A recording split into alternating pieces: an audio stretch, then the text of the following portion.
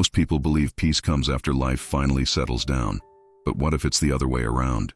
What if calm is not the reward for a quiet world, but the quiet place we carry into a noisy one? There was a time when he thought he had to fix everything before he could rest. Yet the harder he tried, the more life slipped through his fingers like water.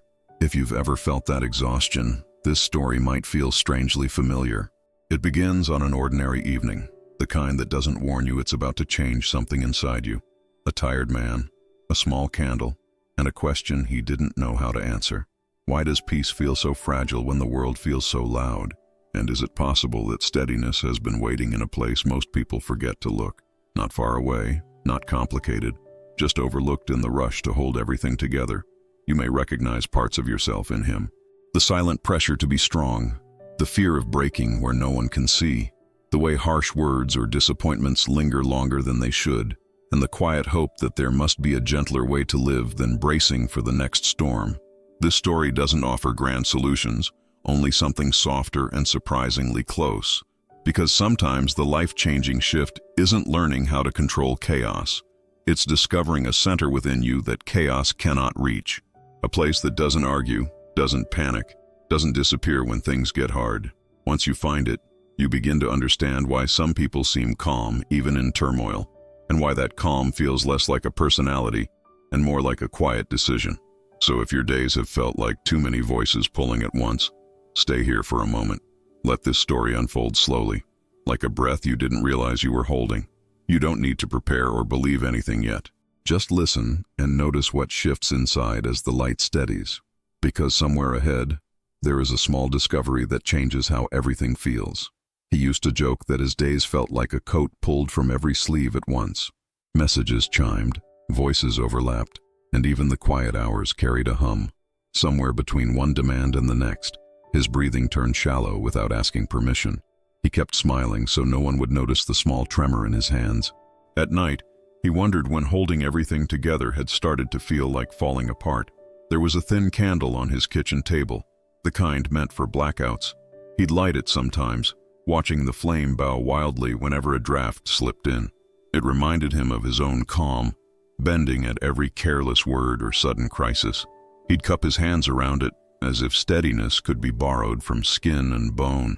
Even then, the flame quivered like it knew something he didn't.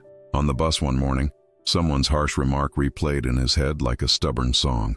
He tried counting his breaths the way an article once suggested, quietly, almost shyly. Inhale for 4, exhale for 4, pretending he wasn't bracing against invisible weather. A woman nearby hummed to herself, soft and unbothered, and he envied her without meaning to.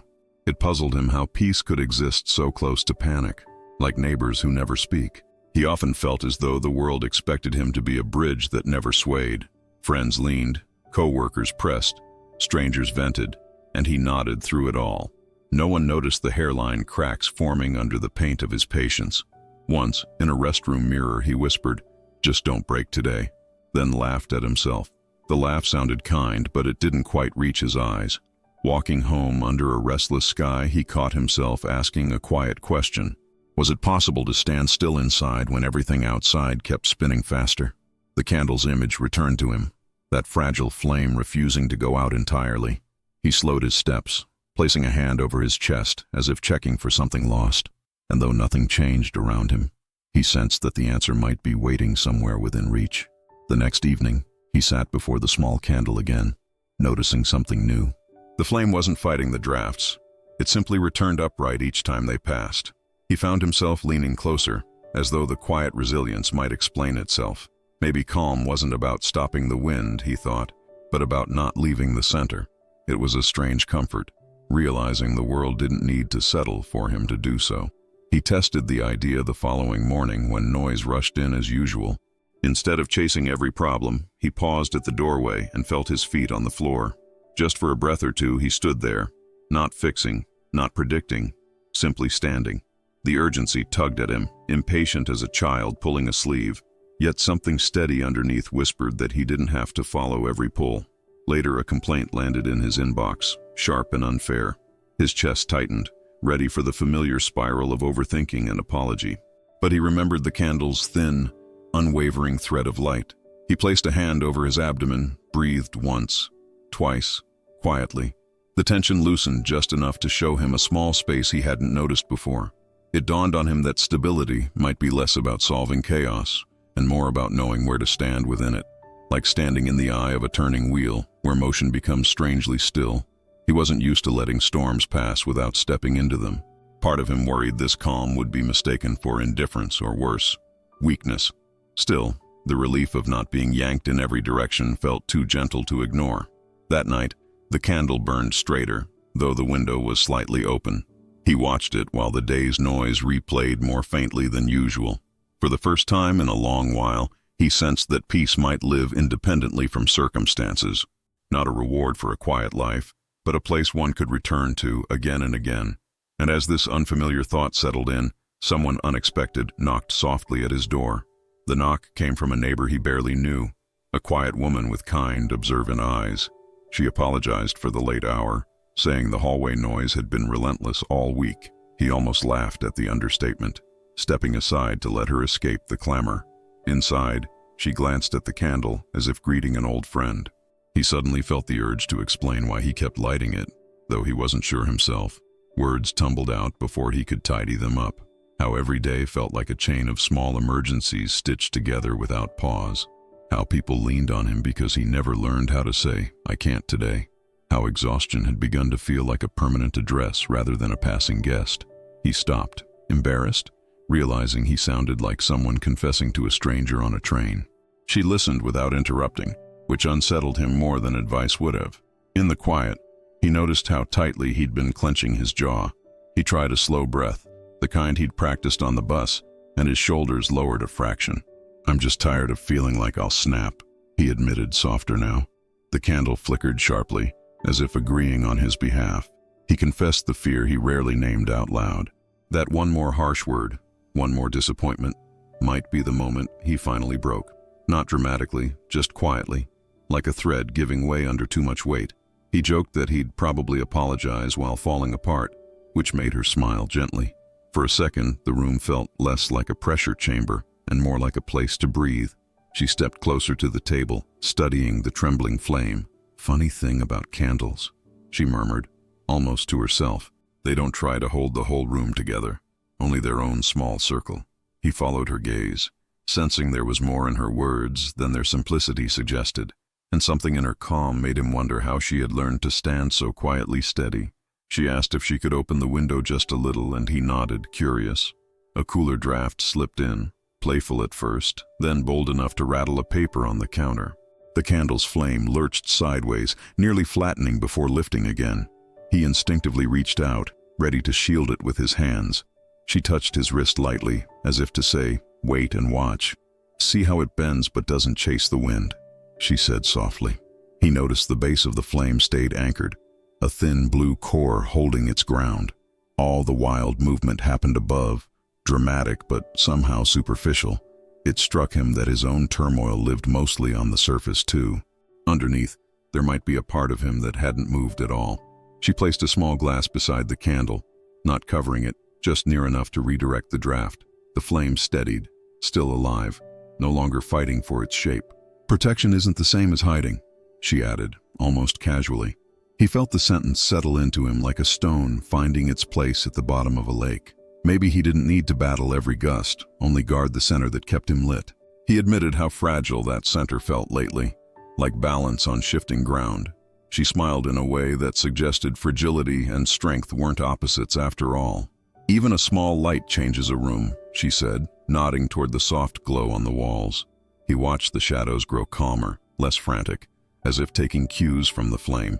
For a moment, the apartment felt like a harbor rather than a battleground. Without thinking, he matched his breathing to the candle's gentle rhythm. Inhale as it stretched taller, exhale as it softened back into itself. The noise from the hallway faded into something distant and unimportant.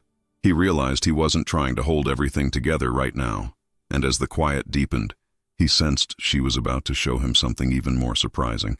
She introduced herself simply, as though names mattered less than presence. He noticed how unhurried her movements were, like someone who had nowhere to race to. Even the way she sat carried a quiet certainty, feet grounded, shoulders at ease. It made the room feel steadier, as if furniture had finally settled on level ground. He wondered what storms she had learned to walk through without carrying them home. A loud argument erupted in the hallway, sharp words bouncing off the walls. He tensed automatically, the old reflex rushing back like a startled animal. She remained still, eyes resting on the candle instead of the noise. After a moment, she took one slow breath, and the tension in the air seemed to loosen. "Not everything that shakes the walls needs to shake you," she said gently. He admitted he felt responsible for calming every storm within reach. If someone was upset, he absorbed it. If something broke, he rushed to fix it. She listened with a soft nod, as if recognizing a language she once spoke. "Peace isn't kept by carrying the world," she replied, her voice warm but firm. "It's kept by knowing where your hands end and the storm begins." She showed him a small gesture, almost ordinary, pressing her feet into the floor, straightening her back, resting a hand lightly on her chest. "Try it," she encouraged, not as an order but as an invitation. He copied her, feeling faintly self-conscious, then oddly relieved. For a few breaths, the chaos outside seemed to slide past him like rain on glass.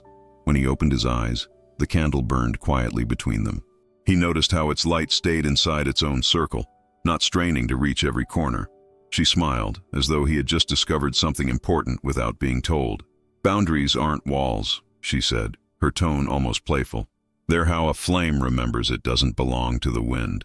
Many of the stories you hear here aren't just stories. They reflect the invisible weight you may be carrying every day.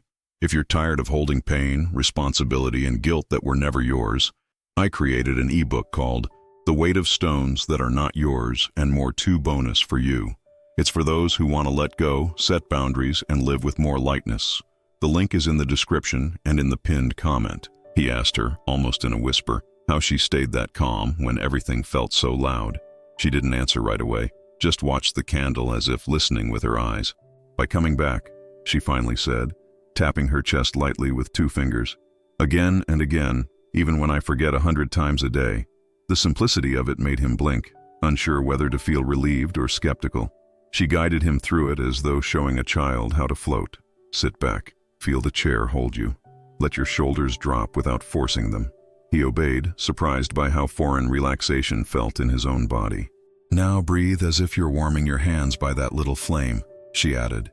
"Inhale slow, exhale slower, until the air stopped scraping on the way out." At first his thoughts protested, tossing reminders of unfinished tasks and old worries. She nodded knowingly, as if expecting the inner noise to resist being ignored. "Let them pass like people hurrying by a shop window," she murmured. He pictured the thoughts moving on without him, slightly offended but obedient. For a brief second, there was only the quiet pulse of his own breathing. He noticed the candle's flame had become almost motionless. The draft was still there, but it no longer commanded the room's attention. "Chaos feeds on our chasing," she said softly, her gaze steady. "When we stop running after it, it forgets why it came." The idea settled into him like a key turning in a long-stuck lock. He opened his eyes, feeling oddly anchored, as if his weight had finally reached the floor. The hallway noise returned, but it sounded farther away, less personal. For the first time, he sensed that peace might be something he could practice, not wait for. She studied his expression with a quiet, approving warmth, and he had the feeling this small discovery was only the beginning of a change he couldn't yet see. In the days that followed, he began testing the small ritual in ordinary moments. When a curt message arrived, he paused before replying, hand resting lightly on his chest. One slow breath, then another, as if checking whether the flame was still there. The urge to react didn't vanish, but it loosened its grip just enough. He answered more simply than usual, surprised that the world didn't collapse. At the grocery store, a stranger brushed past without apology, muttering something sharp. His old self would have carried the sting for hours like a stone in his pocket. Instead, he stopped near the exit, feeling his feet inside his shoes. Inhale, exhale, watching the irritation flicker and shrink like a flame settling down. By the time he stepped outside, the sky seemed wider than the moment deserved. He noticed the candle at home burned more steadily these nights, not because the air had changed, but because he no longer hovered anxiously nearby. Sometimes he'd sit across the room, letting it glow on its own terms. It felt like trusting a quiet strength he hadn't known he possessed. Even his laughter returned, softer, less like a shield and more like a window opening. There were setbacks, of course, small storms that caught him off guard. A memory, a criticism, a lonely evening that stretched too long. On those nights, he'd light the candle and sit on the floor beside it, not to fix the feeling, just to keep it company while it passed. Oddly enough, the feelings seemed to leave sooner when they weren't chased away. One afternoon, his phone rang with news that would once have unraveled him completely. He felt the familiar surge rising, fast and insistent. His eyes drifted to the candle, unlit but waiting on the table. He placed a hand over his abdomen, drawing a steady breath like she had shown him, and as the panic slowed to something manageable, he realized he was ready for whatever came next. The news turned out to be a sudden crisis at work, the kind that once would have swallowed his sleep for days. Voices overlapped on the call, each person louder than the last, urgency spilling in every direction. He felt the pull to absorb it all, to become the bridge again. Instead, he pressed his feet into the floor beneath his desk, grounding himself quietly. Somewhere in his mind, a small candle stood upright, untouched by the noise. When it was his turn to speak, he didn't rush to fill the silence. He let one breath settle first, steady and unhurried. His words came out slower than usual, but clearer, like water finding its own level. To his surprise, the others began matching his pace without realizing it. The chaos softened, as if it had been waiting for someone to stop feeding it. Later, a colleague approached him, eyes wide with the leftover tension. "How are you so calm?" she asked, almost suspicious of the possibility. He nearly laughed, remembering how recently he'd been the most frantic voice in the room. "I just stopped trying to hold everything," he said, unsure how else to explain. The answer sounded simple, yet it carried a quiet weight he hadn't felt before. That evening, he passed the neighbor in the hallway, her calm as steady as ever. He nodded in a way that said more than words could manage. Inside his apartment, he lit the candle and watched the light settle into its familiar rhythm. He realized the room itself felt different now, less like a place to recover, and more like a place to live. Even the silence had grown warmer, like a companion rather than an absence. As he prepared for bed, he noticed something unexpected. The world outside hadn't become gentler, but it no longer dictated his inner weather.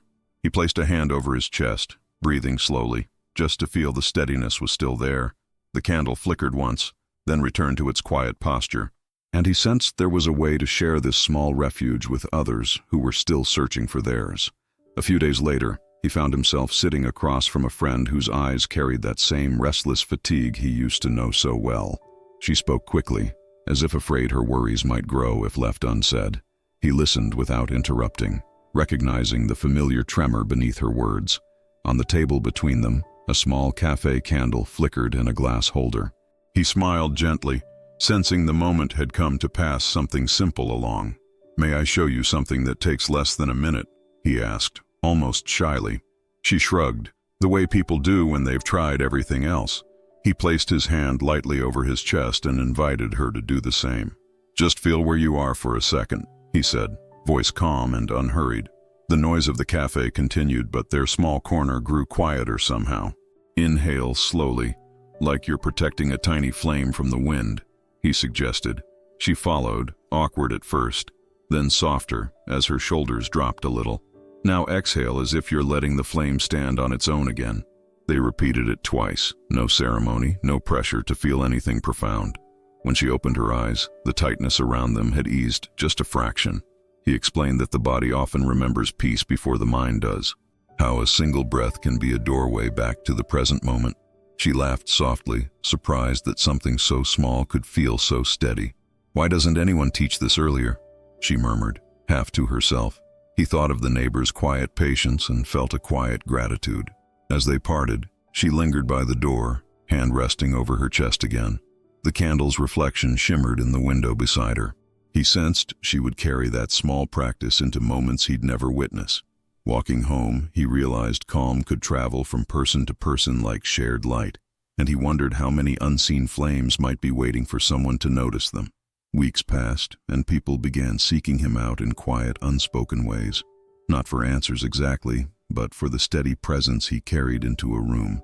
He still had difficult days, moments when the old pull returned without warning. Yet he no longer feared those tides, knowing where the shore was within himself. The candle on his table had become less of a remedy and more of a reminder. One stormy evening, the power flickered out across the neighborhood. He lit the candle and placed it by the window, its glow small but unwavering. Across the street, he noticed other windows slowly answering with their own lights. For a moment, the darkness felt less like a threat and more like a quiet gathering. He understood then that steadiness spreads without needing to announce itself. He thought of the woman who had first knocked on his door, how she had never tried to change his world, only shown him where to stand. Her absence now felt less like loss and more like space he could fill with the same calm. He pressed his feet into the floor, breathing as naturally as if he'd always known how. The chaos outside sounded distant, like waves heard from far inland. It occurred to him that protecting peace was not selfish, as he once believed. It was a form of respect for the life moving quietly inside his chest. By staying centered, he had become someone others could rest beside without words. Not a rescuer, not a shield, just a steady place in a shifting world. The kind of presence he himself had once searched for in crowded rooms. Before sleep, he watched the candle's flame stand calm and unshaken, no longer fragile in his eyes, but quietly strong in its own small way. He realized storms would always come, winds would always test the light, yet there would also always be a center, waiting patiently to be remembered. And as he closed his eyes, the room held a silence that felt like quiet strength made visible.